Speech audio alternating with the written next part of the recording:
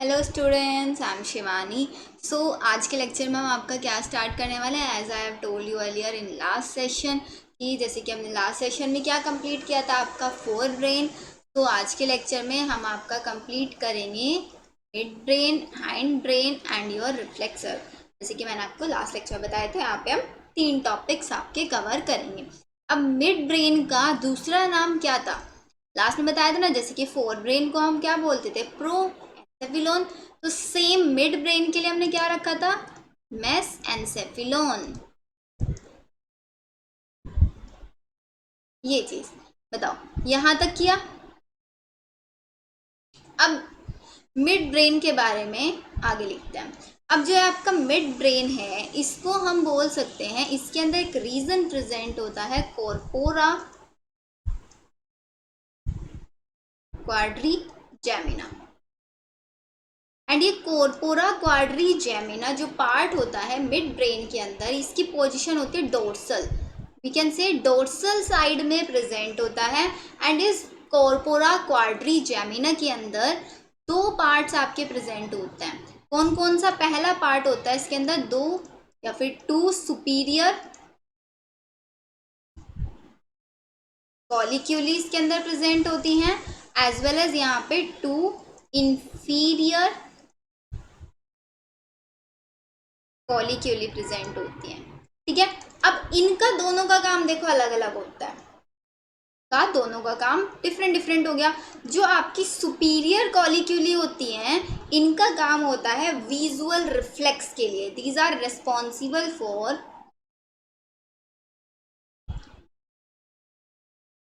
Visual reflex, visual reflex के लिए responsible है। एंड ये आपके ऑडिटरी रिफ्लेक्स के लिए, मीन जब आप कोई चीज सुनने के बाद रिफ्लेक्स दे रहे हैं, अपना रिस्पॉन्स दे रहे हैं उसमें। जैसे कि इसको और ज़्यादा एलैबोरेट करके अगर मैं आपको लिखवाती हूँ तो आप लिख सकते हो, it is the movement of neck muscles for vision. किसी भी चीज को देखने के लिए अगर आप अपनी नेक मसल्स को मूव करा रहे हैं तो एक टाइप का रिफ्लेक्स है। तो वो आपका कौन कंट्रोल करता है, सुपीरियर कॉरिक्यूल। एंड जो इंफीरियर वाला था ऑडिटरी, ऑडिटरी में आप क्या लिखेंगे, movement of neck muscles for audition. Mean सुनने के बाद अगर आप अपना कोई मूवमेंट करा रहे हैं।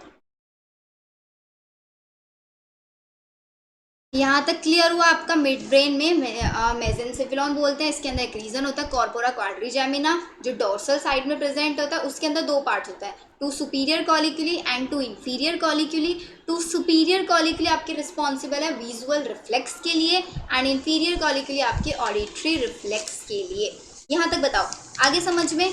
अब इसके बाद मिड ब्रेन के अंदर पार्ट प्रेजेंट होता है जिसको हम बोलते हैं सेरिबैलम होता है। सेरिबैलम, जैसे कि सेरिब्रम क्या होता था आपका, sorry, cerebellum is the part of your hind brain. तो ये वाला देखो, यहाँ तक मिड ब्रेन में आपको याद रखना है, ये हम आपको हाइंड ब्रेन में अलग से पढ़ाता है, तो यहाँ पे नहीं आपको करना है इसको। नेक्स्ट स्लाइड में पहले आप एनसीईआरटी में देख लेते हैं, एनसीईआरटी ने आपका मिड ब्रेन के बारे में कितना लिखा है। सिर्फ एनसीईआरटी ने आपका इतना ही दिया हुआ है मिड ब्रेन के बारे में। कहाँ पे प्रेजेंट होती है, आपके थैलेमस या hypothalamus, fore brain and pons of the hind brain. जो आपका फोर ब्रेन का थैलेमस पार्ट है, राइट, एंड जो आपका हिंड ब्रेन का पोन्स वाला पार्ट है, उन दोनों के बीच में प्रेजेंट होती है। इसके अंदर एक कैनाल होती है, सेरिब्रल एक्वीडक्ट, जो मैंने फोर ब्रेन में बनवाई थी ना, बीच वाले डक्ट, ऊपर आपके वेंट्रिकल्स थे, नीचे की साइड आपकी थर्ड वेंट्रिकल थी, है ना, उसके बीच में कनेक्शन था, सेरिब्रल एक्वीडक्ट। उसी को बोलते हैं हम आपका मिड ब्रेन। उसका dorsal position mid brain consist mainly of 4 round swelling lobe, जिनको बोलता है क्वाड्राजेमिना। फोर कौन कौन सी, two superior and two inferior, वो मैंने आपको यहाँ पे लिखवा दिया है। तो मिड ब्रेन के बारे में सिर्फ आपको इतना ही याद रखना है। क्लियर यहाँ तक, यहाँ तक देखो फिनिश हुआ। अब इसके बाद नेक्स्ट चलते हैं हम आपका हाइंड ब्रेन पे। अब देखते हैं एनसीईआरटी ने हाइंड ब्रेन के बारे में क्या क्या लिखा है। हाइंड ब्रेन में एनसीईआरटी बोलती है कि इसके अंदर 3 पार्ट्स होते हैं, पोन्स, सेरिबैलम एंड आपका मेडुला, जिसको हम बोल सकते हैं मेडुला ऑब्लोंगेटा। लिख लेते हैं चलो इसको। पहला पार्ट आता है इसके अंदर पोन्स, सेरिबेलम एंड आपका मेडुला। यहाँ पे मैं आपको डिटेल में पढ़ाऊंगी सेरिबेलम के बारे में, इसकी स्ट्रक्चर हम जरूर देखेंगे, ठीक है। तो चलो सेरिबेलम से ही मैं स्टार्ट करती हूँ। जैसे कि अगर मैं आपको स्ट्रक्चर बना के समझाती हूँ, समथिंग लाइक दिस।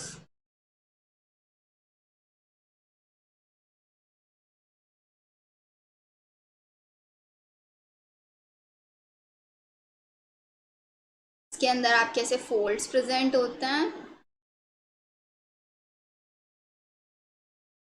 ये देखो।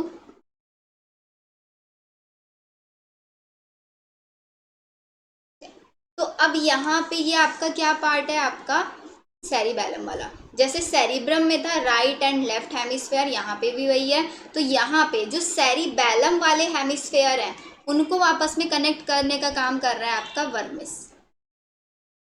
तो वर्मिस का काम क्या है आपका, वर्मिस कर रहा है कोऑर्डिनेशन बिटवीन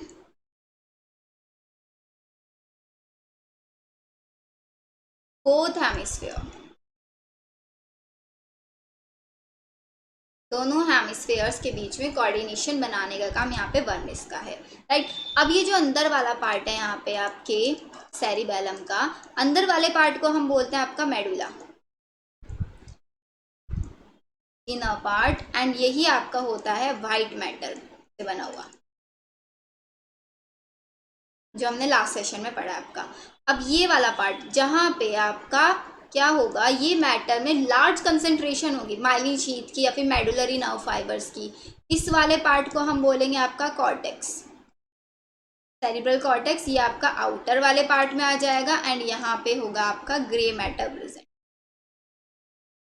एंड ये आपके फोल्ड्स हैं, दीज आर योर फोल्ड्स। यहाँ तक समझ में आया, ये सेरिबेलम के स्ट्रक्चर है। अब सेरिबेलम का फंक्शन क्या होता है, आपके बॉडी मूवमेंट को बैलेंस करना एंड उनका कोऑर्डिनेशन कराना, सिर्फ ये फंक्शन आपको ध्यान रखना है, बैलेंसिंग एंड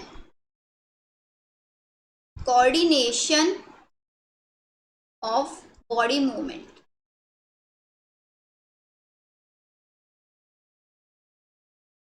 इतना आप लोग ध्यान रखेंगे सेरिबेलम के बारे में।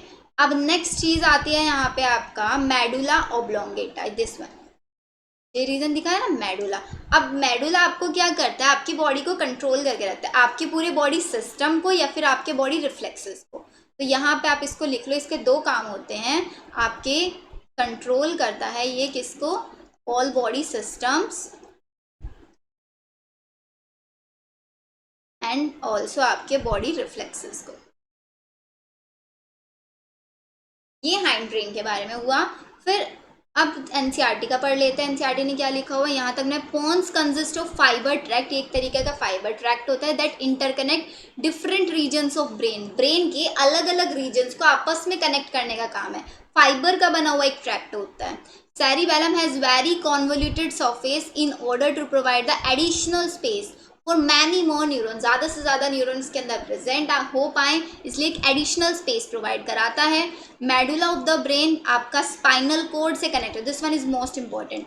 जो मेडुला पार्ट है ये आपके स्पाइनल कोड से कंट्रोल होता है, कोऑर्डिनेट करता है, कनेक्ट होता है, बिकॉज ये क्या कर रहा है, आपके बॉडी सिस्टम्स को, बॉडी रिफ्लेक्स को मेंटेन करा रहा है, ठीक है। तो medulla contains centre which control respiration, cardiovascular reflexes and gastric secretion. तीनों फंक्शंस याद रखने, रेस्पिरेशन को कंट्रोल करता है, कार्डियोवेस्कुलर रिफ्लेक्सेस को कंट्रोल करता है और आपके गैस्ट्रिक सिक्रीशन को कंट्रोल करता है। Three major regions make up the brain stem, mid brain, pons and medulla oblongata. Brain stem form the connection between brain और स्पाइनल कोड के बीच में। तो अब यहाँ पे आप लिख लो ब्रेन स्टेम क्या होता है, brain stem is your mid brain plus hind brain. Mid brain और हाइंड ब्रेन मिलके बनाते हैं आपका क्या, ब्रेन स्टेम। जैसे यहाँ पे लिखा है ब्रेन स्टेम किससे बन रहा है, मिड ब्रेन, और आपका पोन्स और आपका मेडुला ऑब्लोंगेटा किसके अंदर आता है, हाइंड ब्रेन के अंदर। तो इसको शॉर्ट फॉर्म में बना के लिख देते हैं।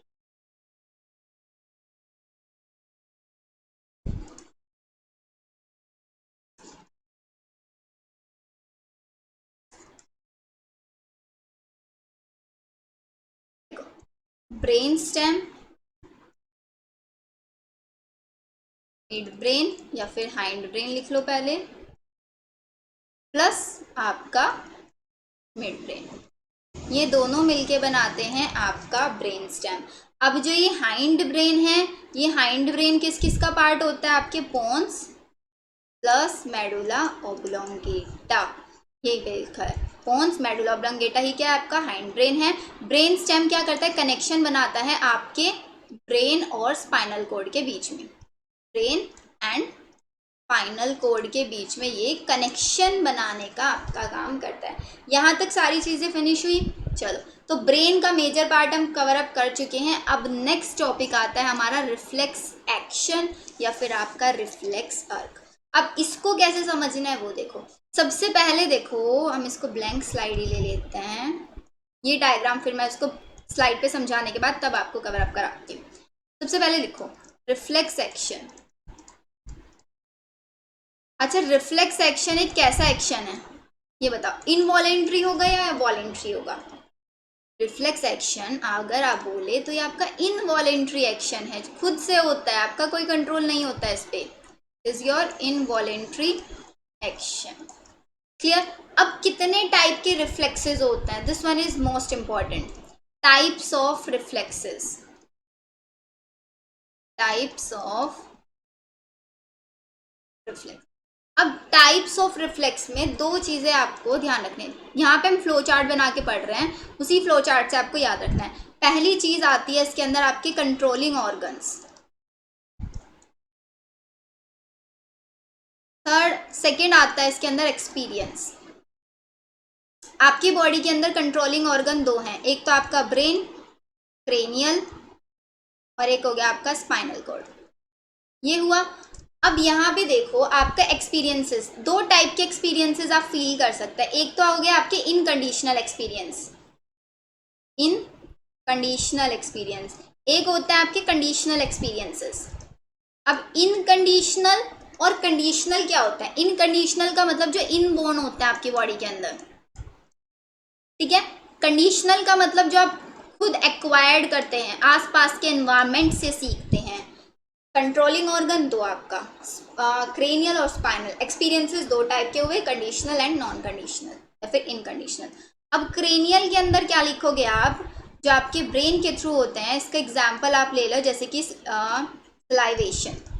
कोई भी आपने अपने सामने टेस्टी फूड देखा, स्टूडेंट्स इमेजिन कर रहे होंगे कि आपके सामने पिज्ज़ा रखा है, तो खुद से ही आपके माउथ के अंदर सलाइवा सिक्रीट होने लग जाता है, सलाइवेशन होने लग जाता है, सिर्फ और सिर्फ किसकी वजह से? सिर्फ due to thought of tasty food, thought, और या फिर हम बोल सकते हैं आपने फूड अपने सामने रखा हुआ देख लिया है, उसकी वजह से, इनसाइट ऑफ फूड की वजह से अगर आपके अंदर सलाइवेशन स्टार्ट हो रहा है, तो वो कौन कंट्रोल कर रहा है? आपका क्रेनियल।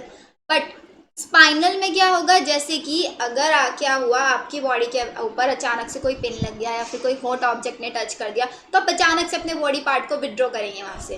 तो वो विड्रॉल जो हो रहा है ना, वो क्या है? वॉलेंट्री एक्शन है एक टाइप का, तो वो आपका स्पाइनल कराता है। तो स्पाइनल के अंदर आएगा आपका withdrawal of body part, body part का विड्रॉल कराना ड्यू टू मैकेनिकल, थर्मल या फिर आपका केमिकल, इन सब के स्टिमुलेट होने से, या फिर ऐसी कोई स्टिमुली अगर आपके पास आ रही है उस चीज़ में। अब इनमें देखो, इनकंडीशनल वाला, इनबोर्न वाला आपके अंदर कब होगा? इनबोर्न वाला जो आपके एक्सपीरियंसेस होते हैं वो आपके स्पाइनल कंट्रोल करती है। कैसे? जैसे कि एग्जाम्पल ले लो यहाँ पे,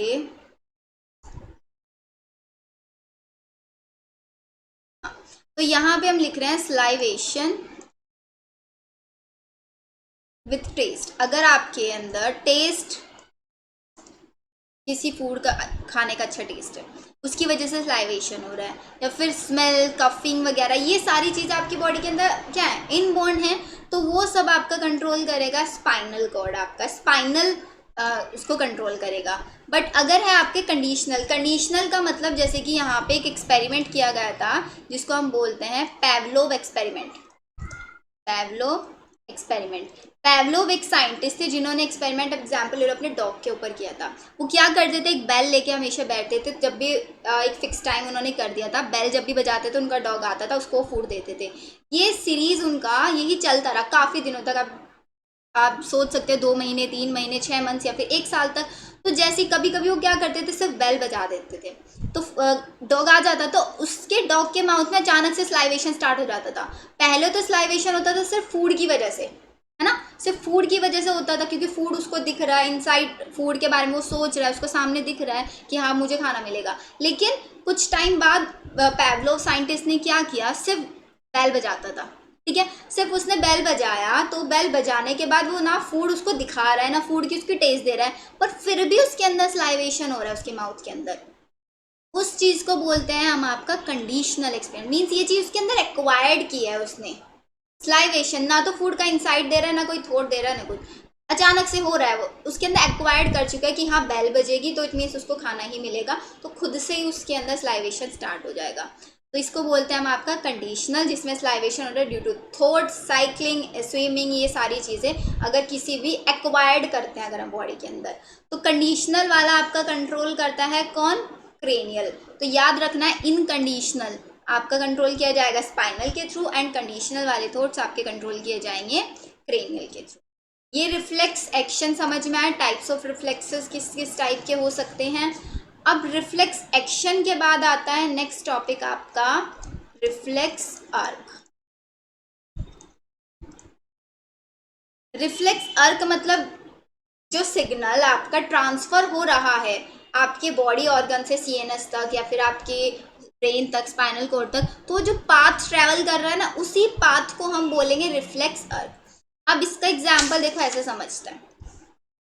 suppose this is your CNS, यहाँ पे सीएनएस है, एंड यहाँ पे सपोज आपकी ये है स्किन। आपकी स्किन के ऊपर अचानक से कोई पिन आया, मीन्स स्टिमुली आई, तो जैसे ही यहाँ से कोई स्टिमुली आई तो ये क्या होगा, ये कौन सी न्यूरॉन जाएगी, यहाँ पे सेंसरी न्यूरॉन जाएगी, एंड सीएनएस के पास सेंसरी न्यूरॉन गई। अब सीएनएस क्या करेगा, अपने अंदर से कौन सी न्यूरॉन को पास करेगा, मोटर न्यूरॉन का, एंड उसको कहाँ पे भेजेगा, आपकी मसल्स के पास। तो सेंसरी न्यूरॉन सिग्नल लेके गई एंड सीएनएस से मोटर न्यूरॉन मैसेज लेके आई। अब कभी कभी क्या होता है कि यहाँ से एक साथ दो मोटर न्यूरॉन्स भी पास हो, सेंसरी न्यूरॉन हमेशा एक ही जाएगी, लेकिन मोटर न्यूरॉन दो हो सकती हैं। सपोज ये किसी दूसरी मसल के पास चली गई है, तो यहाँ से अगर दो मोटर न्यूरॉन, देखो यहाँ से क्वेश्चन बनता है बहुत अच्छे से, पहले इसको लिख लो आप। ये है आपकी सेंसरी न्यूरॉन, यहाँ पे आया आपकी मोटर न्यूरॉन, एक ये और एक ये, दो टाइप की motor neuron, and this one is your muscle. यहाँ पे तो ये आपका रिसेप्टर हो गया, जहाँ से आपने रिसेप्ट किया स्किन से, ये आपकी मसल्स जिसने आपका इफेक्टर, जिसके ऊपर इफेक्ट डालेगा आपका मोटर न्यूरॉन। अब देखो, अगर मैं आपसे पूछ रही हूँ कि यहाँ पे कितने रिफ्लेक्स अर्क हुए हैं, how many reflex arcs are here, exam में कुछ डायग्राम दिया जाएगा, है ना, डायग्राम देने के बाद से पूछ सकते हैं कितने रिफ्लेक्स, तो हमेशा याद रखना है reflex arcs is equals to total number of motor neuron.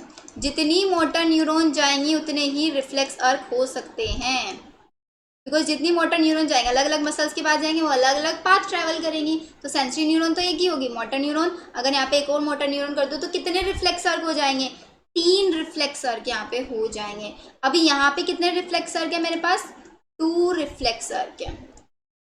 तो ये चीज आपको याद रखनी है, reflex arc is equals to total number of motor neuron. Clear.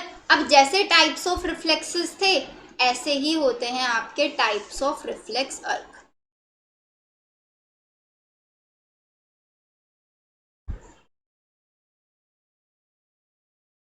Reflex अर्क्स आपके दो टाइप्स के होते हैं, एक होता है मोनोसिनेप्टिक और एक होता है पॉलीसिनेप्टिक।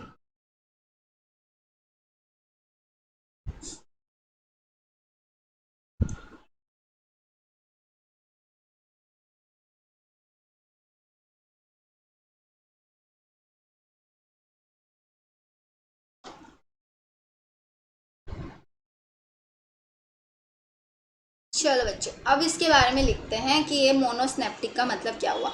मोनो का मतलब होता है सिंगल, तो यहाँ पे सिंगल स्नैप्स होगा।